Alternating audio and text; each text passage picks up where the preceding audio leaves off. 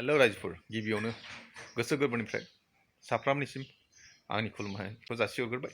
आं दिनै नोंथांमोननो मोनसे मुलिनि सोमोन्दै फोरमायनो नागिरदों, जाय मुलिखौ 11-12 बोसोरनि उन्दै हौवासा हिन्जावसा देरफुहांनाय लोगो लोगो जायो। बेनो जाबाय सालमाइ। बेजों लोगोसे मानसिनि बैसोजों लोगोसे किसुमान टेनसनजों किसुमान देहानि असुबिदायाव मानसिनाव मोखाङाव गोसोम गोसोम दाग जायो। बे जाबाय नानेखा। हिन्जावनावबो जायो, हौवानावबो जायो। दा बे नानेखा आरो सालमाइखौ मारै सोखानो, गोबां मुलि बाहायनायनि उनावबो हामा। दा बेनि सोमोन्दै आं दिनै नोंथांमोननो मोनसे मुलि फोरमायनो नागिरदों, एबा बे मुलिनि बिफांफोरखौ जों सिनायो एबा मोनथिखायो बिफां लाइफांखौ मा बिफां, नाथाय बे बिफांखौ आं दिनै सिनायथि होनायजों लोगोसे बेखौ मा प्रसेसआव बाहायनांगौ आरो बेखौ मारै बाहायोबा बियो मुलि गुन होयो एबा खामानियाव होगोन नोंथांनि सालमाइ आरो नानेखायाव। आं बेनि सोमोन्दै दिनै नोंथांमोननो बिफांखौ सिनायथि होनायजों लोगोसे बेनि प्रसेसफोरखौ फोरमायनो एबा खोन्थानो नागिरदों।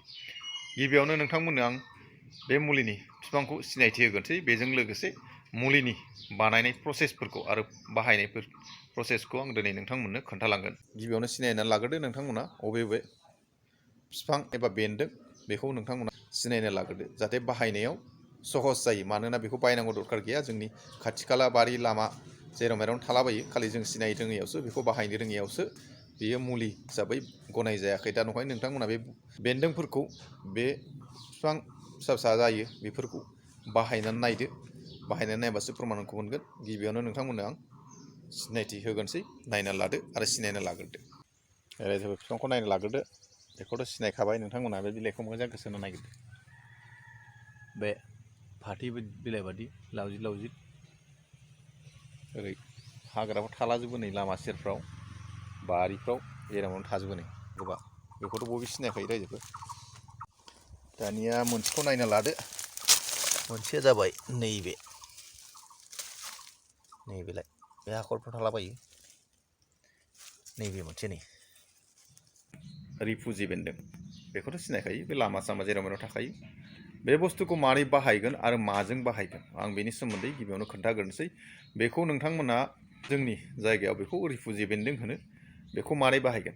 बे बिलाइखौ मुथासेसो लाबाय, लोगोसे बेरेमोदै, बे मोननैजों बे रिफुजि बेन्दोंनि रसजों बेरेमोदैजोंखौ मिक्स खालामनानै बेखौ उनग्लिनानै माबा हागोन, सिफ्लेनानै बे रस दिहुननानै मथथे रसखौ दिहुनना लानानै बेरेमोदैजों मिक्स खालामनानै नोंथाङा सानाव दुगैनायनि सिगां बेखौ लेप लाबानो जाबाय। 1 घन्टासोसो लेप लानाय लोगो लोगो सालमाइया खनसे खननै होखांनाय लोगो लोगोनो थाल मोनगोन दे बियो सालमाइनि थाखाय गाहाम एबा गाहाम नङा।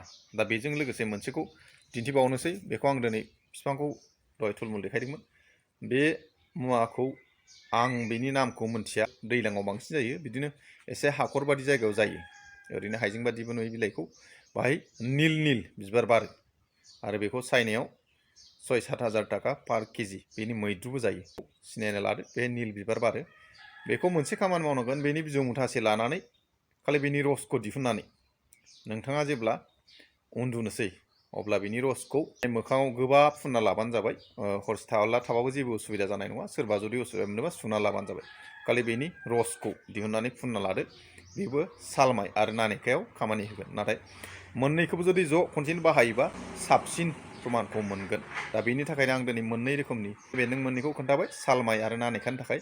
नोंथांमोना बाहायनानै नायदो, बाहायनानै प्रमानखौ मोनगोन। बे मोननै बेन्दोंआनो जाबाय सालमाइ आरो नानेखानि थाखाय। दा बेखिनिखौ फोरमायना आं दिनै आंनि भिडिअखौ दोनथ'नाय जाबाय। रायजोफोर गोजोन्थों।